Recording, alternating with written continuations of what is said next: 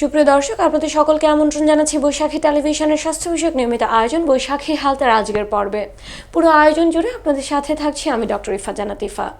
দর্শক, আজকে আমরা কথা বলবো প্লাস্টিক সার্জারি কি এবং সৌন্দর্য বর্ধনে কিংবা হারিয়ে যাওয়া অঙ্গ প্রত্যঙ্গ কিংবা আগুনে পুড়ে যাওয়া মুখ বা ক্যান্সারের কারণে হারিয়ে যাওয়া যে কোনো ধরনের অঙ্গ বা যে কোনো ধরনের সমস্যায় প্লাস্টিক সার্জারির ভূমিকা কতটুকু এবং বাংলাদেশে তার ভবিষ্যৎ কেমন, এ ব্যাপারে কথা বলার জন্য স্টুডিওতে আমাদের মাঝে উপস্থিত আছেন একজন অত্যন্ত জনপ্রিয় এবং বিশেষজ্ঞ চিকিৎসক। দর্শক, আমাদের মাঝে উপস্থিত আছেন ঢাকা মেডিকেল কলেজ অ্যান্ড হসপিটালের বার্ন অ্যান্ড প্লাস্টিক সার্জারি ডিপার্টমেন্টের বিভাগীয় প্রধান অধ্যাপক doctor Bidhan Sarkar sir, burn plastic reconstructive and cosmetic surgery বিশেষজ্ঞ স্যার, চেম্বার করছেন Uttara crescent diagnostic and consultation centre, Uttara, Dhaka. And এছাড়াও তিনি চেম্বার করছেন বায়োপ্লাস্টিক সার্জারি ক্লিনিক, বনানী, ঢাকাতে। আদাব স্যার, আপনাকে আমন্ত্রণ জানাচ্ছি আমাদের আজকের আয়োজনে। কেমন আছেন? ভালো, শুভ সকাল।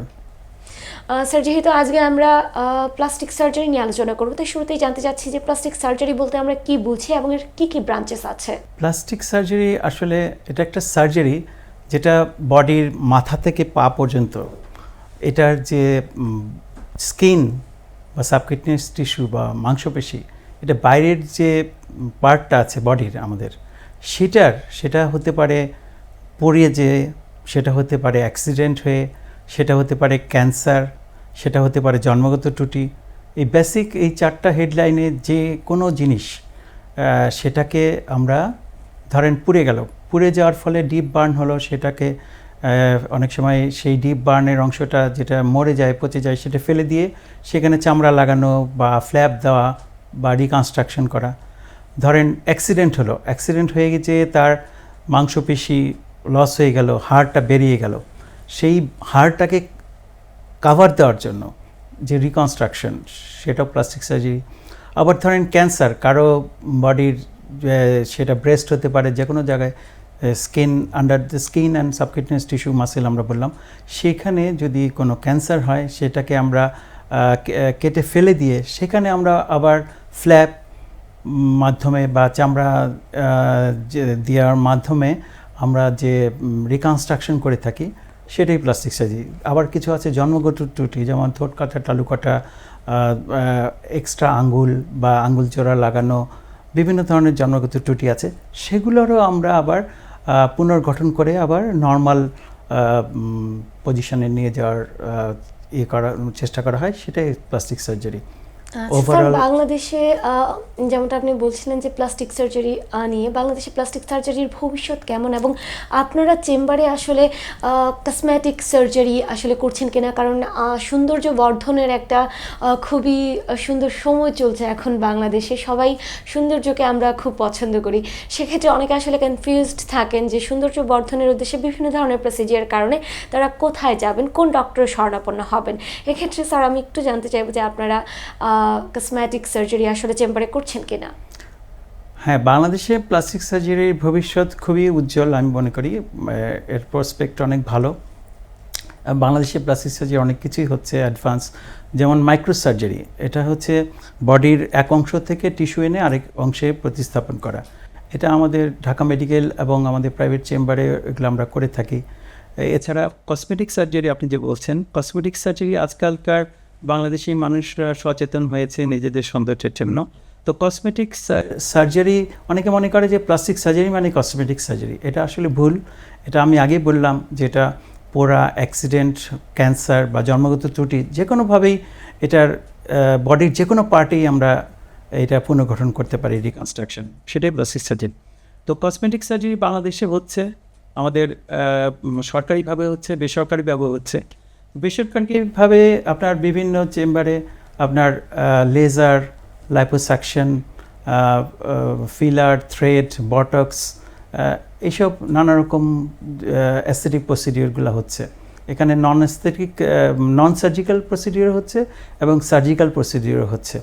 অনেকের ধরেন মেদ, ভুঁড়ি, সেগুলা সার্জারি হচ্ছে, আবার লাইপোসাকশনও হচ্ছে। অনেকের ফেসের বিভিন্ন, নাকের রাইনোপ্লাস্টি হচ্ছে, চোখের শেপ চেঞ্জ করে জন্য হচ্ছে, আইয়ের হচ্ছে ব্লেফারোপ্লাস্টি বলে, তারপরে আপনার ব্রাউ লিফট বা আপনার ভুরুর যে উঁচু করা বা এটাকে সৌন্দর্য বৃদ্ধি করার জন্য। তারপর পুরো ফেসটাই আপনার চেঞ্জ করে, ধরেন বয়স হয়ে গেলে সেটা এজিং প্রসেসে চামড়াটা ঝুলে যায়, বিভিন্ন বলিরেখা দেখা যায়, সেগুলো টাইট করে ফেস লিফট করা হয়।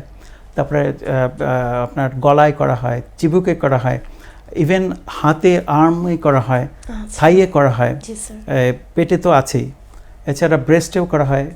আজকালকার ওই যে পুরুষদের যে স্তনের বৃদ্ধিটা হয় গাইনোকোমেশিয়া বলে, সেগুলো আমরা কমনলি আমরা এটা দেখতে পাই। সেটাও লাইপোসাকশন করে করা যায়। এবং অপারেশন যদি সেটা অনেক অ্যাডভান্স স্টেজ থাকে তখন লাইপোসাকশনের সাথে গ্ল্যান্ডুলার এক্সিশনও করা হয়। তো এরকম বিভিন্ন প্রসিডিওরই আমাদের দেশে অ্যাস্থেটিক সার্জারি হচ্ছে। আচ্ছা স্যার, বার্ন রিকনস্ট্রাকশন, তারপর ট্রমা, তারপর হচ্ছে ক্যান্সারের কারণে কোনো রোগীর কোনো অঙ্গ প্রত্যঙ্গ সে হারিয়ে ফেললো, ইভেন এই যে যেমনটা আমরা বলছিলাম যে মাইক্রো সার্জারির কথা, কিংবা অ্যাস্থেটিক অ্যান্ড কসমেটিক যে সার্জারি, এর মধ্যে কোন শাখাগুলো আসলে সব থেকে দ্রুত বা সুন্দরভাবে বিকশিত হচ্ছে এই মুহূর্তে? আমার মতে বর্তমানে micro surgery, free tissue transfer, এটাই দ্রুত এক্সপ্যান্ড করছে বাংলাদেশে। আচ্ছা স্যার, অনেকে তো আসলে কসমেটিক সার্জারিকে বিলাসিতা মনে করেন, আসলেই কি তাই? কারণ আমরা দেখি যে সামাজিক বিভিন্ন ট্যাবু আছে যদিও, তারপরও দেখা যায় যে অনেকে দাম্পত্য কলহ হচ্ছে ব্রেস্ট স্যাগিংয়ের কারণে। তো এই ধরনের সমস্যাগুলো কি আসলে কসমেটিক সার্জারি বা অ্যাস্থেটিক সার্জারির মাধ্যমে আপনারা সমাধান করে থাকেন কিনা? হ্যাঁ, আমরা অ্যাস্থেটিক সার্জারির মাধ্যমে এইসব সমস্যার সমাধান করে থাকি।